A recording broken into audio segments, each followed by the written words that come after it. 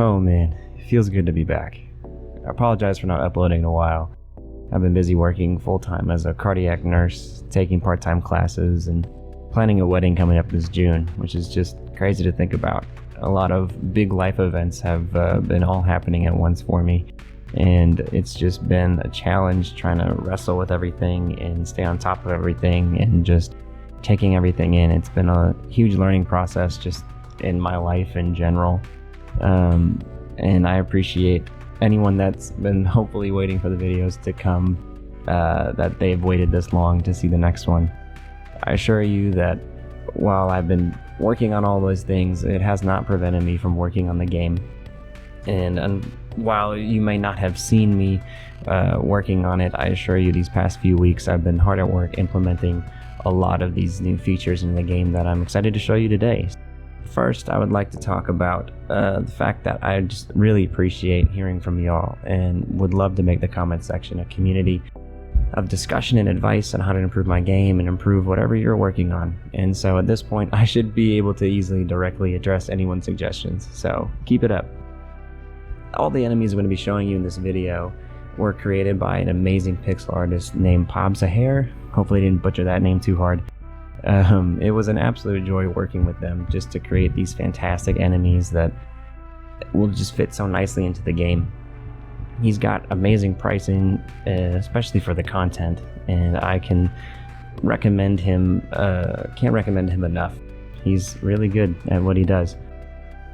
And so I would like to explain that these enemies are not completed. Really, they're at their first draft. The foundation, their walking animations, attacking, chasing, are all there and in place, but I would like to further flesh out special abilities and unique behaviors that each of them do to bring a little more uniqueness, for lack of a better word, to each enemy and give them a more sense of individuality. Starting with the elk, I really love them as the leader of the quote-unquote, I guess, like moon-like or night spirit related list of enemies right now, just being the elk and the wolf. They're this big stoic animal that's like leading the forest, and I love this amazing horn with the sharp projectiles that shoot out. I think they look fantastic, coupled with these wolves who definitely classically have that pack mentality, and so the strength in numbers is something I really want to emphasize in that enemy type. And when they're on their own, maybe they are more likely to run away, things like that. Another example being your classic sleeping bear, who is much more of a lone wolf and can handle themselves and is not something that you'd want to wake up and make them angry. And so for them, I would like to add this large, maybe telegraphed AoE attack, that it would just be really interesting as a potential mini boss in the game, and give the bear its own personality. And so as of right now, these monsters make up what are called the elemental type enemies, that are protecting the world's natural resources from your industrial civilization. And while it may seem evil to be killing them and taking their stuff, perhaps in the future you can strike some sort of balance and use these animals in the fight against the real enemy, which is the evil army that really doesn't have a name yet, looking for one. These guys are led by this giant mage suited up head to toe in some amazing armor.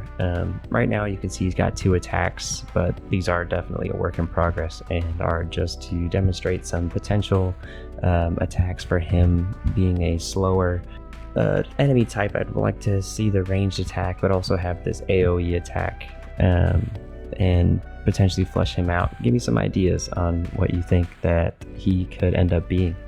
Additionally, there are his lower soldiers, starting with this blade-wielding, more cannon fodder soldier, who will really just charge right at you and just try to cut you up and get you killed. I thought he was just something to potentially give you trouble when you're trying to focus on multiple enemies. He's not going to be someone that can, duel you or anything, but you can forget about him in the heat of battle with all these other enemies that are coming at you.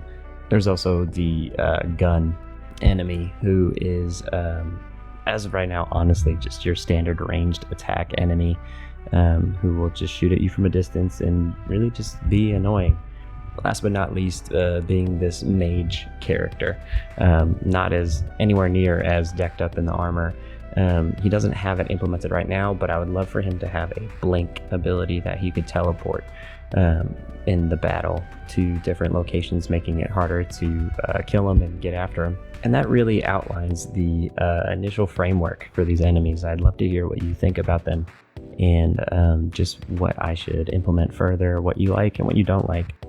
At this point, I'm sure that it's been impossible to not notice the lighting system that I have implemented, and believe it or not, while I don't really like most of the tools on the Yo-Yo Games Marketplace, it's just not a fantastic resource.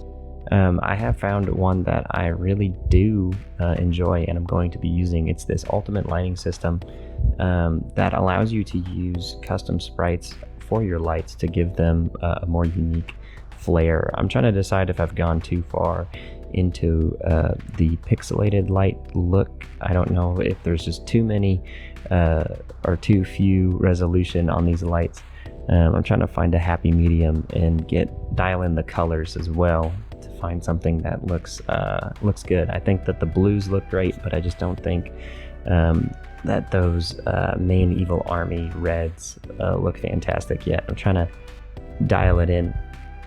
The system itself is so easy to use, but it's very versatile and can allow you to do a lot of amazing custom light work in a 2D setting, which I love a lot, and I would really looking for that pixelated look for the lighting, and I'm happy that I'm able to achieve that with this system.